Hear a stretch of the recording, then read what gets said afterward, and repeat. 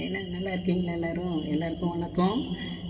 ஒரு குருக்கிட்ட ஒரு சிஷியன் பாடம் கற்றுக்கலான்னு வர்றான். ரொம்ப ஆர்வமாக வேக வேகமாக வர்றான். வந்தோடனே ஐயா ஐயா குருவே, எனக்கு எப்படியாவது உங்ககிட்ட இருக்கிற ஞானத்தை நான் கற்றுக்கணும், எனக்கு சொல்லிக் கொடுங்க அப்படின்னு சொல்லி கேட்ட உடனே குருக்கு ஒரே சந்தோஷம். பரவாயில்லையே, ஞானத்தை கேட்குறானே அப்படின்னு சொல்லிட்டு, சரிப்பா தினம் மந்திரம் சொல்லிவிட்டு 2 வாழைப்பழம் சாப்பிடு, உனக்கு ஞானம் வந்துடும்ன்ட்டு சொல்லிட்டார். உடனே இவனும் இந்த சீசனும் ரொம்ப யோசிக்கிறான். ரொம்ப யோசிச்சுட்டு கொஞ்ச நேரம் கழிச்சு, என்னடா நம்ம என்ன சொல்லிட்டோம், இந்த யோசனை யோசிக்கிறான்னு குருவும் பார்க்குறாரு.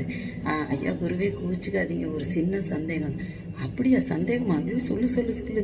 இது வரைக்கும் எவனும் அப்படி சந்தேகம்லாம் கேட்க மாட்டான், ஒரே ஓட்டமாக ஓடிடுவானுங்க. சொல்லுப்பா சொல்லுப்பா அப்படின்னு கேட்டால், ஐயா குருவே, வாழைப்பழம் சாப்பிட சொன்னீங்க, பூவம் பழமா ரசாரி பழமான்னு கொஞ்சம் சொல்லிட்டீங்கன்னா பரவாயில்ல, எனக்கு நல்லாயிருக்கும். எந்த வாழைப்பழம் சாப்பிடுங்க? குருக்கு கோபம் வந்துருச்சு பாருங்க.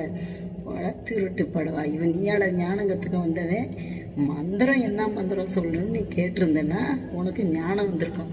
இந்த ஜென்மத்தில் உனக்கு ஞானமும் வராது, ஒரு மண்ணாங்கட்டி வராது, ஓடிப்படான்னு துரத்தி விட்டாராம். நம்ம எப்படி இருக்கோம்? எது தேவையில்லாததோ அதை தான் கற்றுக்குறோம், எது தேவையானதோ அதை கற்றுக்கிறது இல்லை. தேவையானதை கற்றுக்கிட்டு வாழ்க்கையில் மிக உயரிய இடத்துக்கு, பெரிய இடத்துக்கு போக என்னுடைய வாழ்த்துக்கள். நன்றி, வணக்கம்.